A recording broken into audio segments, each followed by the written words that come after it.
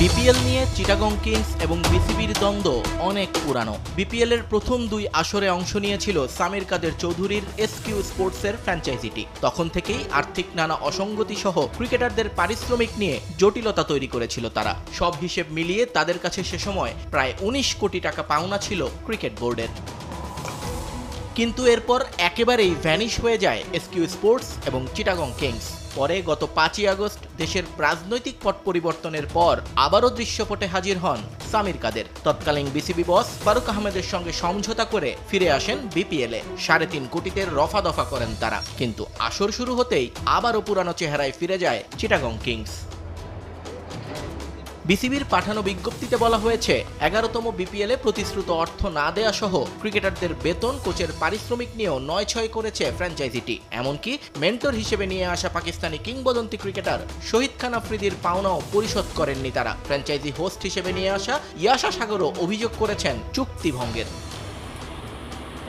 ৪ দিন আগে সংবাদ সম্মেলন করে বিসিবির সকল অভিযোগ উড়িয়ে দিয়েছিলেন সামির কাদের। উল্টো সবকিছুর জন্য দায়ী করেছিলেন ক্রিকেট বোর্ডকেই। বারবার অর্থ পরিশোধে ব্যর্থ হওয়ায় অনেকটা বাধ্য হয়েই এবার ভিন্ন পথে হাঁটল বিসিবি। গত ২২শে জুলাই যে লিগ্যাল নোটিশের মাধ্যমে ৩৭,৮২,১৫৬ মার্কিন ডলার পাওনা দাবি করা হয়েছিল, এবার তা পেতে আইনি লড়াইয়ের ঘোষণা দিল বোর্ড। পাশাপাশি টাকার অঙ্কের ব্যাখ্যাও দিল তারা। প্রথম দুই আসরে পাওনার সঙ্গে সেখানে যোগ করা হয়েছে ২০১২ থেকে ২০২৫ পর্যন্ত সুদের অর্থ। ডলারের বিপরীতে টাকার মান পড়ে যাওয়ায় অঙ্কটা বেড়েছে কয়েক গুণ। ১৩ বছরের ফ্র্যাঞ্চাইজি ফি, আয়কর, ক্রিকেটার ও কোচদের পারিশ্রমিক মিলিয়ে যায় এখন প্রায় ৪৬ কোটি টাকা। এছাড়া ফারুক আহমেদের সঙ্গে করা ৩.৫ কোটি টাকার চুক্তিটিও বাতিল করেছে বিসিবি। তবে এটা শুধুই বিসিবির পাওনা, কিন্তু ফ্র্যাঞ্চাইজিটির দেনা আছে আরও অনেক।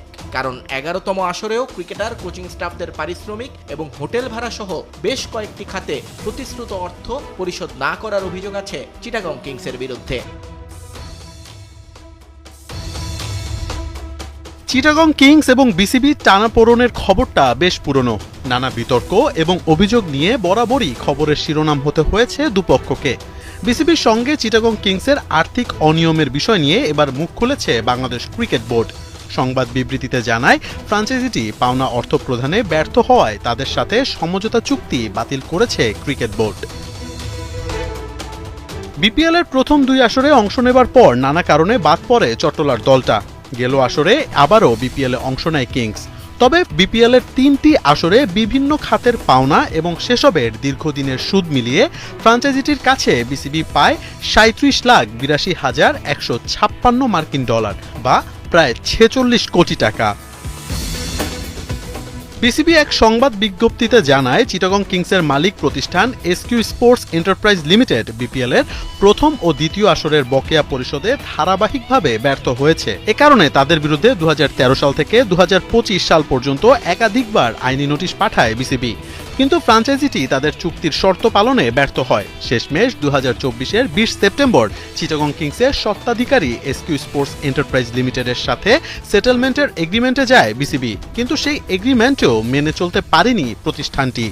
আবিকৃত অর্থের মধ্যে মূল বকেয়া প্রায় ১৫ লাখ ডলার এবং ২০১২ থেকে ২০২৫ পর্যন্ত সুদ জমেছে প্রায় ২২ লাখ ডলার। বিবৃতিতে জানানো হয়, শুধুমাত্র বিসিবির পাওনাই নয়, ফ্র্যাঞ্চাইজিটি গেল আসরের ট্যাক্স, খেলোয়াড়দের পাওনা, স্টাফদের পাওনা সহ হোটেলের পাওনাও এখনো পরিশোধ করেনি।